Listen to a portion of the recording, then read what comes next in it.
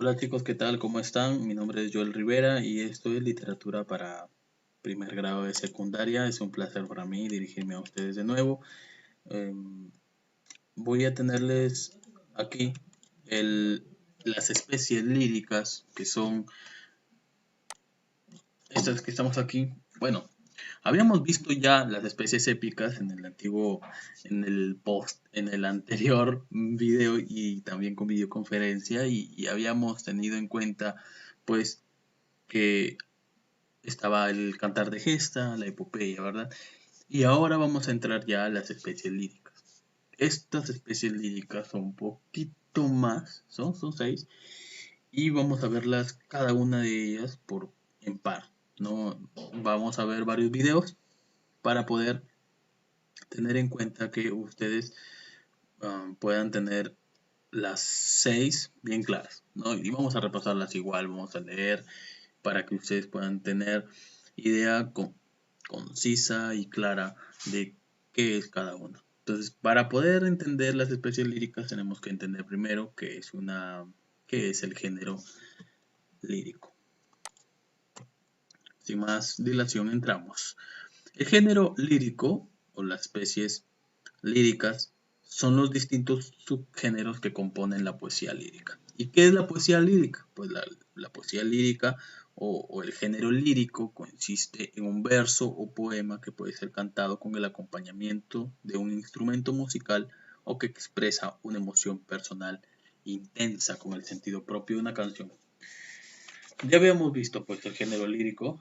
El género lírico en sí es la expresión la expresión natural del hombre, una especie de desfogue sentimental. El poeta lo que hace es transmitir sus ideas, pensamientos y sentimientos de manera que el lector pueda saber lo que el poeta está sintiendo. Entonces es una manera personal intensa de expresar algo, ¿no? Expresar tal vez el sufrimiento de un corazón roto o, o la bienaventuranza o alegría de tener un corazón sano, con alguien que lo ame. O tal vez expresar la alabanza a una mujer o un hombre en particular, o a Dios inclusive.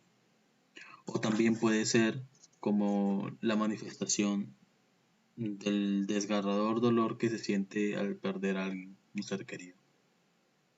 Entonces, antiguamente, estas composiciones poéticas, literarias, eran expresadas en compañía de un instrumento musical. Este instrumento musical era la lira, la que ven ahí en pantalla, que se parece mucho a una guitarra, ¿no? A un arpa, entre arpa y guitarra y algo así. Este instrumento musical acompañaba las composiciones de los poetas antiguos. Ellos se ponían, pues se sentaban en la plaza y empezaban a recitar los poemas que eran sentimientos de su corazón, ¿no? De su alma, y expresaban, ¿no? También eran producto de sus profundas meditaciones, ¿no? Pensamientos profundos.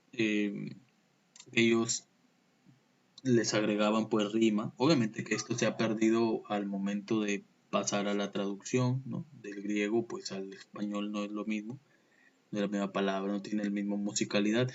Sin embargo, todavía se pueden acompañar de una lira. Si tú le pones una lira en el fondo, esa letra, ese poema, suena como una canción. Ahora, en la época antigua, estos poemas eran generalmente acompañados por la lira, ya se los dije. La poesía lírica contrasta con la narrativa. Es decir, el género narrativo tiene prosa y el género lírico tiene verso. ¿Y por qué no coinciden? Porque el género narrativo tiene como intención narrarte algo. Por eso es un nombre narrativo. Y el género lírico no trata de narrarte algo, más bien expone sus sentimientos, lo que piensa. También contrasta con los versos dramáticos, porque estos versos dramáticos son diálogos. no tratan tampoco de plasmarte una idea, sino más bien de significar algo, ¿no? Ya habíamos visto nosotros que género dramático pues trata de, es actuado, ¿verdad? Y su intención, la intención de género dramático es pues entretener, divertir, inclusive en la tragedia pues es notar un peso, ¿no? Que creo que todavía no lo hemos visto, pero la tragedia es lo que continúa, ¿no? A esto. Su intención es expresar los pensamientos y los sentimientos del poeta. El género lírico tiene como intención principal esto, expresar los sentimientos y los pensamientos más profundos del poeta, del autor. Aunque en la actualidad todavía se asocia con el acompañamiento musical, también invoca una producción literaria que se lee y no se canta. Es decir, hay poemas que son mejor con una musiquita de fondo, escucharlas así, ¿no? Y hay otras que es mejor leerlas con tu propio tono, con tu propio ritmo, ¿no? No se cantan, sino más bien son una especie de invocación de producción literaria. Este puede representar la expresión de un sentimiento personal o ser una alternativa a una lectura expresiva. También pues, puedes declamar, puedes esforzarte por enfocarte en una situación sentimental, ¿no? Como una especie de significación en la que tú, por ejemplo, el poema de Neruda que cuenta, pues, puedo escribir los versos más tristes esta noche. Cuando tengamos nuestra videoconferencia la próxima semana, vamos a leer poemas para que ustedes puedan tener en cuenta que la expresión, la expresividad tiene mucho sentido a la hora de decir un poema o declamar. Bueno, pasamos a la elegía. La elegía, como su nombre lo dice, ¿no? Proviene del ego, que significa dolor, ¿no? Una de las especies líricas más importantes es la elegía, que prácticamente es este tipo de poesía comienza como una antigua forma métrica griega y se escribe tradicionalmente como un lamento por la muerte de una persona. La elegía antes en Grecia se recitaba o se declamaba muy solemnemente, con un tono muy lastimero y triste, tétrico, ¿no? En los funerales. Es decir, era como una especie de oración en la que se expresaba el dolor que había detrás de la muerte de un ser querido, de una persona que has amado, ¿no? El dolor del alma, ¿no? Es un dolor del alma, es un dolor que penetra pues en lo más profundo del corazón humano. El dolor de saber que no vas a poder volver a ver a esa persona. Las especies líricas tienen esta particularidad, llegar al corazón. Y la elegía llega a través del dolor. En pocas palabras, ¿qué es una elegía? La elegía es un canto al dolor.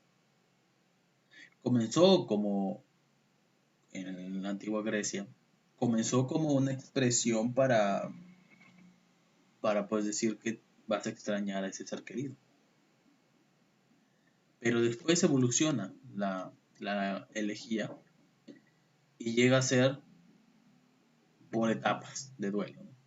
Cuanto a sus elementos, una elegía tradicional refleja tres etapas de duelo.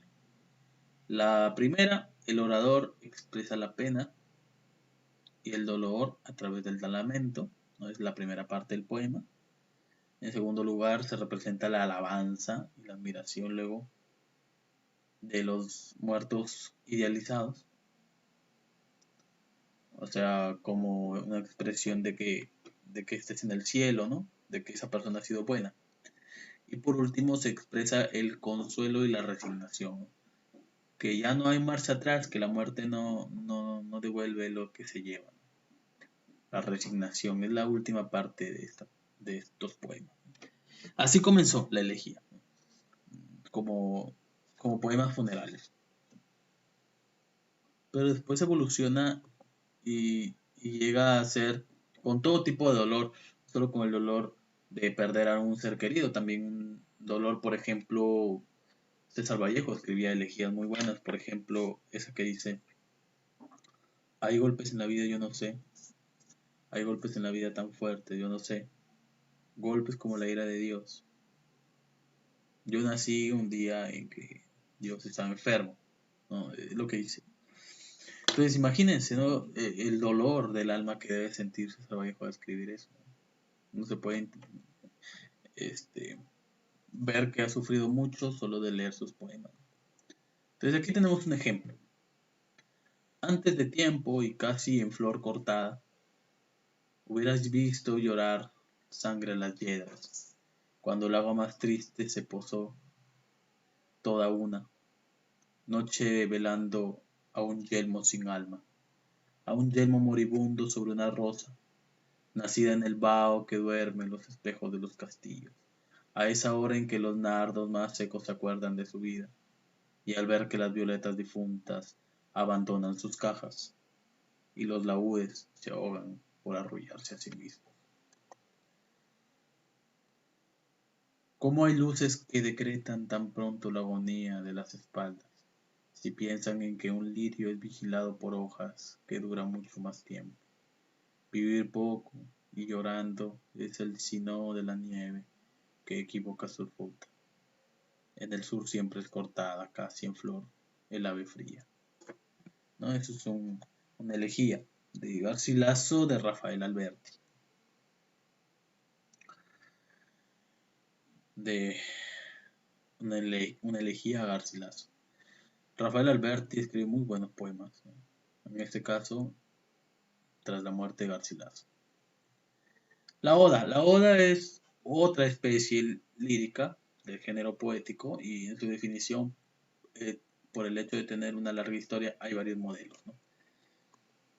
Originalmente atendía a dos modelos, el griego y el romano. El griego es un poema de alabanza sobre un sujeto público, ¿no? Sobre el emperador, sobre el soldado, sobre la realeza, ¿no? Como los atletas también que participaban en los Juegos Olímpicos, admiraban su belleza, ¿no? Sus músculos. Eh, los griegos eran muy fanáticos de la belleza. Y el romano tiene tendencia a ser meditativa, profunda. La oda es un poema de alabanza. Eso sí, tiene que tenerlo claro. Con el tiempo las alabanzas, o sea, las odas, se extendieron de sujetos de la vida pública a cualquier cosa concebible, desde criaturas vivas y objetos inanimados a conceptos abstractos. Oda al amor, ¿no? Una alabanza al amor. Es algo abstracto, no lo puedes tocar. Lo puedes sentir, pero no lo puedes tocar. Lo mismo la tristeza, es un sentimiento abstracto. Sientes tristeza, pero no puedes tocar la tristeza. Puedes tocar a una persona triste, pero no a la tristeza en sí. Son conceptos abstractos. La miseria, etc. O sea, pasó de ser para de ser escrito para personas públicas que participaban, atletas, políticos, emperadores, reyes, realeza, pasó a tener una cabida a criaturas, cualquier criatura viva, ¿no? Una mujer cualquiera, a, a un, a un a un perro, un gato, no sé, a un par de zapatos, ¿no? Y también conceptos abstractos, ¿no? Y este es el poema de Pablo Neruda, ¿no? Gracias a la palabra que agradece. Gracias a la palabra que agradece. Gracias a gracias. Por cuanto esta palabra derrite nieve o hierro, el mundo parecía amenazante hasta que suave pluma, clara o dulce como pétalo de azúcar, de labio en labio, pasa, gracias, grandes a plena boca o susurrantes, apenas murmulladas, y el ser volvió a ser hombre y no ventana. Alguna claridad entró en el bosque, fue posible cantar bajo las hojas. Gracias eres la píldora contra los óxidos cortantes del desprecio, la luz contra el altar de la dureza, ¿no? Es una oda a las gracias, a la palabra gracias de Paulo Neruda. Es un poeta muy hábil. Él era un oralista.